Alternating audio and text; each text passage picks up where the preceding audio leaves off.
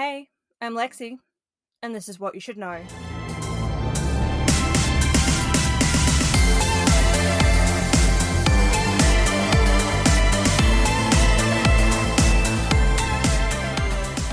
So I'm going to give a little bit of a heads up here. I'm recording in my closet again, but there's a lot less clothing in here at the moment. Partially because I did a massive clean out. I will hoard clothes like it's nobody's business, and partially because my partner had to go away on a business trip. The reason I give you a heads up on that is there is a chance there may be a slight echo. If there is, I will just keep that in mind for the next episode. Not gonna lie, I'm cutting it a little shorter than normal for recording. It's been a little busy lately. There's not been a ton going on in the true crime community lately. There's some things I'm waiting for more information on before I say anything. But as far as it does go, one thing I can give a minor update on is in the William Tyrrell case, there has been a report that has come out regarding the charges that the foster parents are actually facing right now. So we are all aware that they were charged with common assault on a minor, and that there was recently charges placed against them for stalking and intimidation.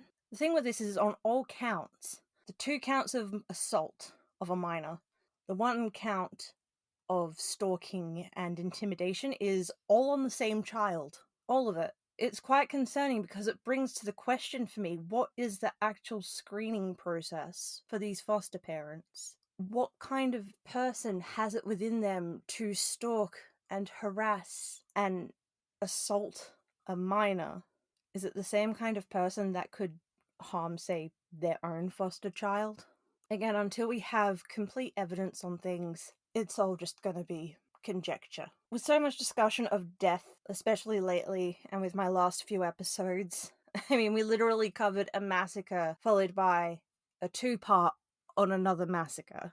I felt that maybe we could change direction just for a moment and discuss a badass woman who survived a harrowing nightmare that, let's be honest, is really a lot of women's underlying fear. So this is what you should know about the survival of Samantha Holland. It was the 17th of April, 2010, when a real estate agent arrived at the Chippendale Apartments for an open inspection, but arrived to find what was described as heaps of red liquid on the floor and kitchen bench. Understandably, he decided the unit was not fit for inspection and informed the building manager. He was quoted as saying, "I have considered that it may have been blood, but I wasn't sure. But we should really rewind to know exactly what just happened."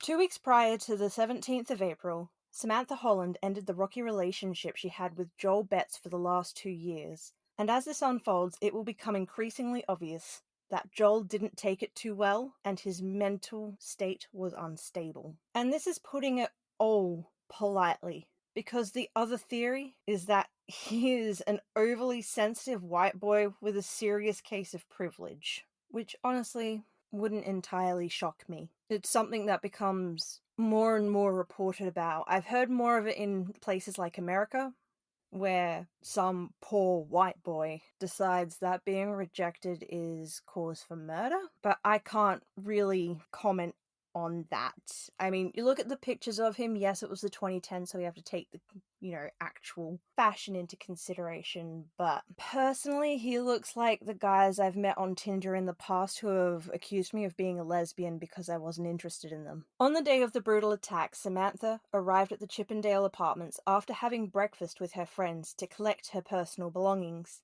Now, if you have been through a messy breakup and you've had to go back to the house that you shared with that person, you don't go alone, and you go when your ex is not there. This is a rule that has been followed by so many men and women for so many years, and Samantha was no different. Her brother waited for her in the car outside the apartments, and she picked a day that she knew Joel would be out for the whole day at a work function. Unfortunately, like so many victims of domestic violence, even the best planning isn't enough, which just makes me angry. These people do not have the right to do this, and I'm trying to remain calm, people. I want to give you guys the facts, but I'm someone who's been through domestic violence in the past, and it is beyond me how these people believe that they have the right. She unlocked the front door. Joel opened it and greeted her, but with Samantha being a strong lady Even at the tender age of 23, she decided she wasn't going to allow this to stop her from putting a definitive end to having to deal with him. As she walked past him into the apartment, she had no idea that he had a similar, but more twisted, line of thought. Initially, Joel tried to talk her into getting back together and give the relationship another chance. But Samantha stuck to her guns and insisted that the relationship was finished. However, this absolute limp dick wanker would not take no for an answer. Free lesson for everyone listening. If someone is done or does not wish to partake in anything with you, it is not an opportunity to try to convince them, or in this horrifying case, try to kill them. Samantha went to meet her brother Todd, who was parked outside the apartment, waiting to help her move. But Joel blocked her path before stabbing her as many as 8 times with a kitchen knife in her neck and back. Joel was quoted as saying, "We will die together, then we can be together for eternity," while Samantha screamed for him to stop. She was then quoted as telling him, "You'll go to jail. Everyone will know it's you." And that is the most tragic part as to why we tell people where we are going. Not to stop people from hurting us, but to prevent that person from getting away with it. Because if we are the ones that die, we then want it to end with us, rather than giving that piece of trash from doing any more damage. This didn't stop him from his psychotic attack, where he then stabbed her another 20 times. Samantha is an extremely bright woman, and she was not going to go down without a fight. She was bleeding and in pain, but she knew she had to weaken him so he couldn't overpower her. She managed to outwit him by playing into his delusion, saying, "If we're going to do this together, then I should have a turn with the knife," and convinced him to give her the weapon, which she used to stab him in the stomach. After she stabbed him, she tried to flee the unit on a few occasions, but Joel still had enough strength to stop her, allegedly asking, "Are you ready to die yet?" During this time, Joel managed to get Samantha's mobile phone and used it to text her brother saying, "We looking like staying together, for now at least. I'll call you soon. Thanks for coming today, bro. Kiss. Is that okay?" This was to get her brother to leave. Now, unfortunately, this worked, as her brother responded by saying, "Is what okay? Do you want me to come up? I'm going." Now, this is not his fault. He had no idea of what was going on up there. If their conversations had been this way before, he couldn't be expected to assume that something was wrong. And honestly, he likely has blamed himself endlessly for that fact. Joel also sent a text message to her mother, Tia McIntyre, saying, "Mum, I love you."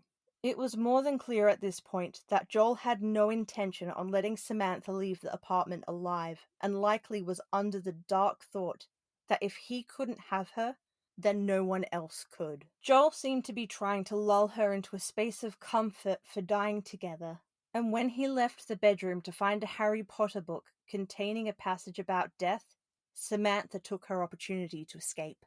She managed to escape by swinging down from the 3rd floor balcony to the balcony of the apartment below, covered in blood. Passers-by called for assistance. She suffered 2 collapsed lungs, a fracture of the spinous process of the 8th thoracic vertebra, or to put it simply, a spinal fracture. The issue I have with the articles regarding that specific part is it changes a bit from article to article. Some states that she was still clothed, and in others it gets salacious saying that she was only in her underwear.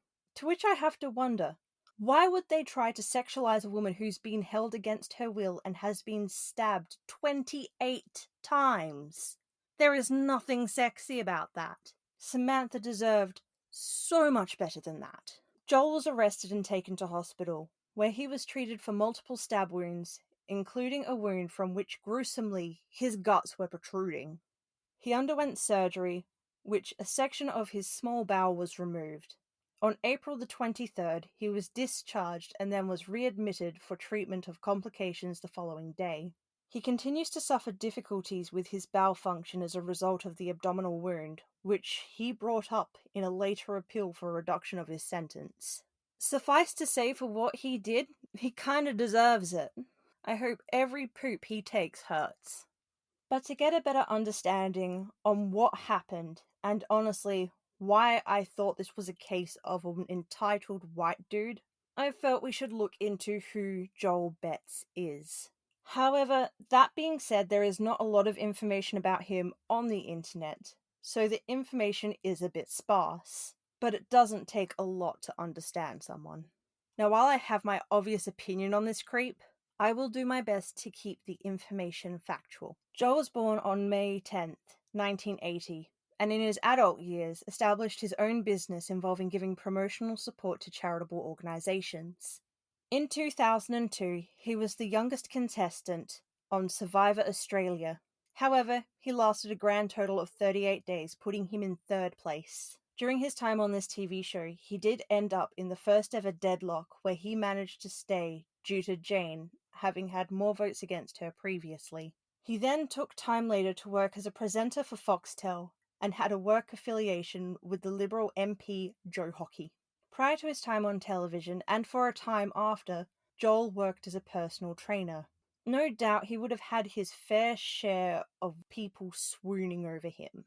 As for the time, he was considered what was attractive. I say that with air bunnies because I know what he did, and I find him absolutely repulsive. During 2003 and 2008, Joel attended therapy due to feelings of helplessness associated with emotional and physical abuse inflicted by his mother and stepfather. So with that in mind, there is a chance that the explosive attack on Samantha may have been an ingrained trauma response.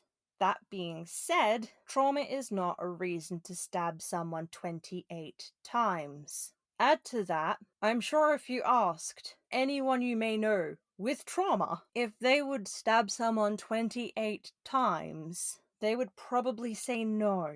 And if they said yes, I can guarantee you it's probably more of a defensive thing than a don't leave me type thing.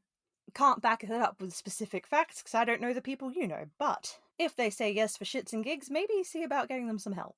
2 years after the attempted murder, the district court heard Joel Betts plead guilty. This was honestly the best option for him, as pleading not guilty would have been laughable to say the least. The court heard that police found lyrics from the 1997 Bon Jovi song Every Word Has a Piece of My Heart scrolled in a piece of paper on the kitchen table, which gave a chilling insight to the twisted thinking of Joel. Now, those lyrics were, "You know I love you, but I hate you because I could never replace you." Suffice to say, that is an extremely large red flag. Now, I'm no psychologist, but I am willing to assume that he had a toxic attachment, and it was more obsession than love. In regards to the jailing of Joel for the attempted murder and detaining for advantage, Judge Robert Toner has also been quoted as saying, "The offender intended that she was never going to leave the apartment alive, and she was going to die at his hands."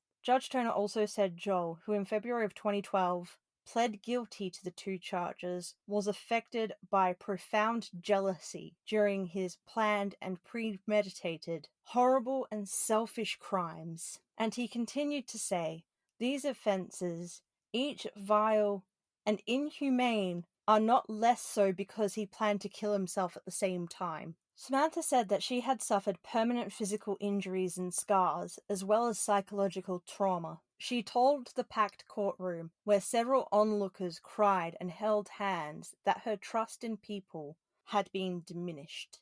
I honestly cannot imagine how she would have truly felt behind that composure. Even with 2 years to heal and attend therapy to gain some feeling of stability after the fact, I honestly don't even think the best of us could say that we would feel stable facing down the person who tried to kill us. Even with her voice breaking and trying to hold it together, she bravely stated, "I was stabbed, detained, and forced to jump from a 3rd-floor balcony to save my life. I had no intention of dying." Truly a strong woman who deserves so much more than she ended up being hit with. Joel also took the stand and apologized to Samantha and her family, saying, I am sorry for what I put Sam through that day. I'm sorry I almost took her life that day. He said that he accepted responsibility for what he did. Now, providing a character witness was a talkback radio host called Alan Jones. He was referred to as a radio king. But honestly, as someone born and raised in Australia, I can honestly say I've never actually heard of him.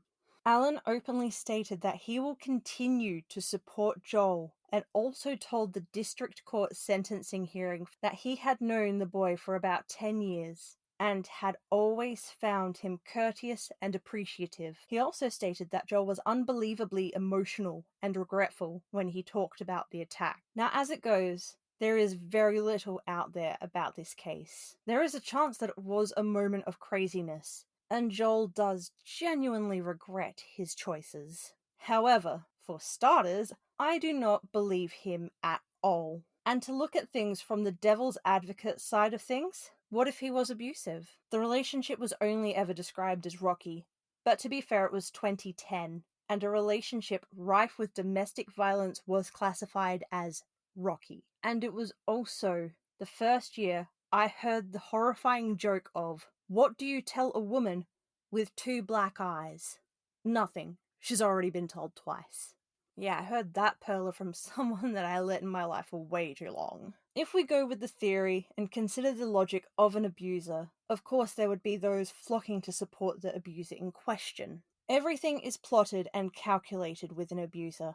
When they start to lose control, they will find another way to gain it, whether that is physically, emotionally, or psychologically. I would be willing to suggest that he was a manipulator. They often play the victim role by portraying themselves as victims of circumstances or of someone else's behavior in order to gain pity or sympathy or even compassion from other people. This works for them as caring and conscientious people cannot stand to see anyone suffering, and the manipulator often finds it easy and rewarding to play on sympathy to get cooperation. While portraying oneself as a victim can be highly successful in obtaining goals, such as gaining public support from an influential figure such as Alan Jones, it didn't help. Joel Betts was sentenced to 16 years in prison and was eligible for parole as of April 2021. In March of 2015, Joel sought leave to appeal the court against the severity of his sentences on 4 grounds. The first and second grounds contended that the sentencing judge failed to consider that the offences were aggravated under the injury, emotional harm, loss, or damage caused by the offence was substantial, and that the offence was committed without regard for public safety. The third ground contended that the sentencing judge failed to treat his injuries as a form of extracurricular punishment. For those of us not deep in legal jargon such as myself, extracurricular punishment can be defined as a serious loss or injury suffered by an offender as a result of having committed the offence. Now, the fourth ground contended that the sentencing judge did not take Joel's injury in the determination of the overall sentence. So, to translate this in the easiest way, Joel Betts wanted a lighter sentence because his ex-girlfriend, Samantha, kicked his ass and got away with her life. The Court of Criminal Appeal, however, turned to consider the exercise of its sentencing discretion. My favourite part with this then came from the following passage from the appeal transcript. The Court of Criminal Appeal concluded that no lesser sentences were warranted in law. That conclusion took into account that the wounding offence was objectively very high on the scale for such offences, and that the sentence imposed by the sentencing judge was only half the maximum penalty. Or to put it simply, they had already considered the severity of his injuries during the court case, and his attempt to claim that he was so hard done by got shot the fuck down. This brings the happy news that he is still in prison and may not get out for quite some more years. But that is enough attention for him. Can we just talk for a moment about how badass Samantha is? Not only did she sweet talk her assailant, managed to stab him, but she also took her opportunity without hesitation. After being stabbed, 28 times in the back and neck, she managed to jump off a balcony onto another to then survive. Keeping in mind, she was on a third story of a building, meaning that one wrong move and she would have dropped to what would have inevitably been her death. There is no information on how Samantha has been doing in the 12 years since the attack. And honestly, good for her. She deserves privacy and not to be continually dragged into her trauma. Whatever she may be doing these days, I truly hope she is successful in living her best life with the scars, both physical and emotional, fading into nothing. And on that note, that is all I have for you this week. Bit more of a shorter one than usual, but again, as I said, the information was just a tad sparse. And that being said, I also really wanted to respect the privacy of Samantha and her family. In the show notes, I will have helpline numbers just in case you are facing potential domestic violence. That way, if you find yourself in a position where you feel safe enough to reach out, then you can do so. Please remember, it's not the end. There are ways out, and there are always people willing to help.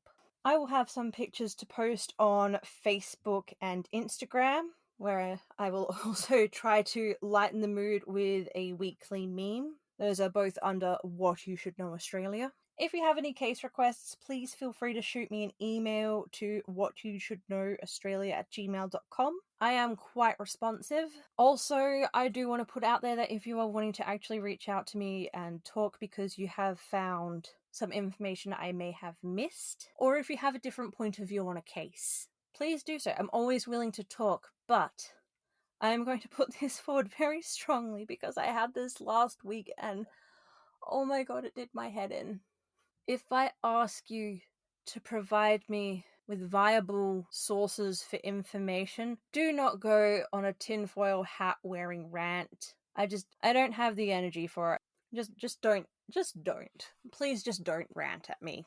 That being said, it is amusing, but I don't like it. But until next Monday, stay safe and stay hydrated. Bye!